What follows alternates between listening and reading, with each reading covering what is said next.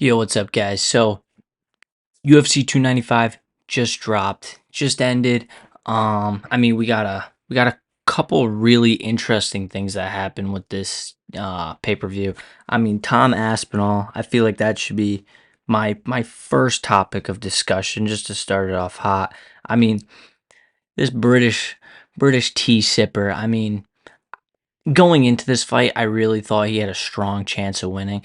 Honestly, I'm going to say it now, just predictions, future predictions. I truly believe this kid right here, he might be the only one to have a clear shot at beating John Jones at this point.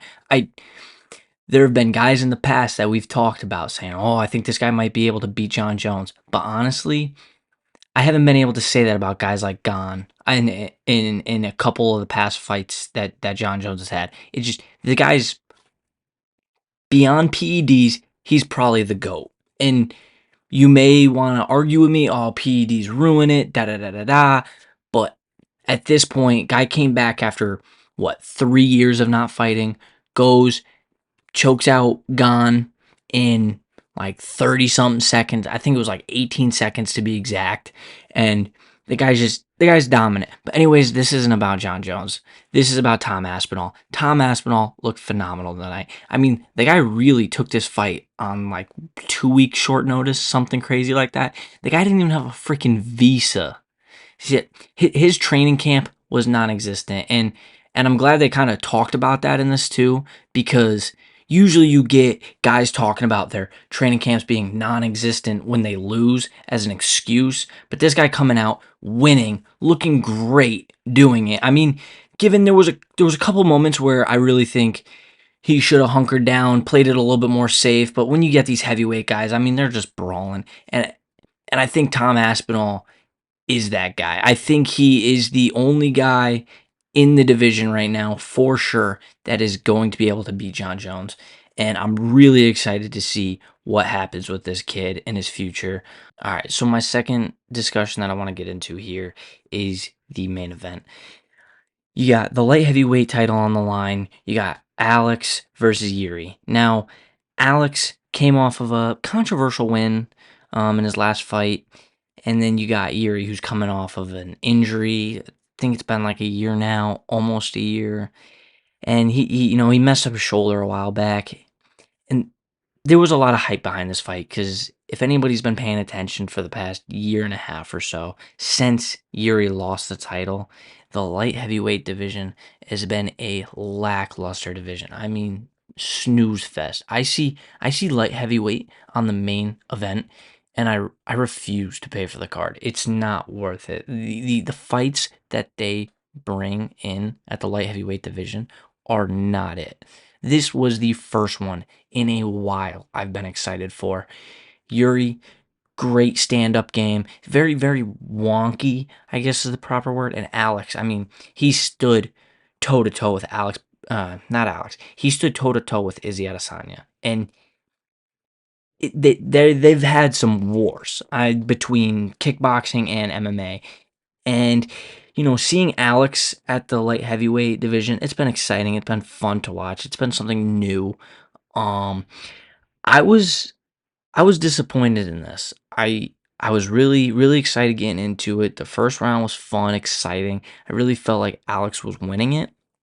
I think he pulled together some good ground game defense against Yuri, which it was kind of a surprise to see how much he has improved on it since his last couple of fights when his ground game kind of looked like shit. His ground game defense, look, he's not a jiu-jitsu expert, he's not a wrestling expert by any means. He's not a grappler, but he's smart enough to at least get the defense. And he had some good defense against Yuri for the last half of the first round. But I'm a really big advocate for fighter um, health and safety. I'd rather see a fight get stopped too early than too late because sometimes too late could be fatal. I Sounds corny, it's true. It's true. Every time these guys step in the octagon, they're risking their lives, man. And so seeing Yuri kind of fall, he looked like he was still kind of there. You can make the argument that he was. And And I do, in fact, will agree that they did stop the fight a little too early. But again, the chance or risk of having it stop too late, I'd rather not see that. So, yes, I'm not mad about the fight and the way it ended, but I am a little disappointed. And I wouldn't take it away from the ref. I don't really think it's his fault. I think, from whatever perspective he saw Yuri knocked out, and that was the decision he made to stop the fight. And I feel like in times like that, when it's very controversial, you gotta just kind of trust what the ref sees. I mean, he's the guy in the ring or in the octagon. He's the one seeing it, so you gotta kind of take his word from it. Um, I think there's one real last thing that I want to talk about here today, and you're gonna be like, "Yo, why is he talking about that after the heavyweight co-main event and the light heavyweight main event?"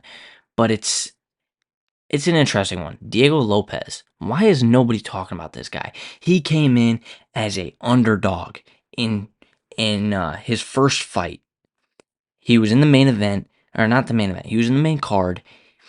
Not much of a training camp was given to him. The guy he was going up against, undefeated.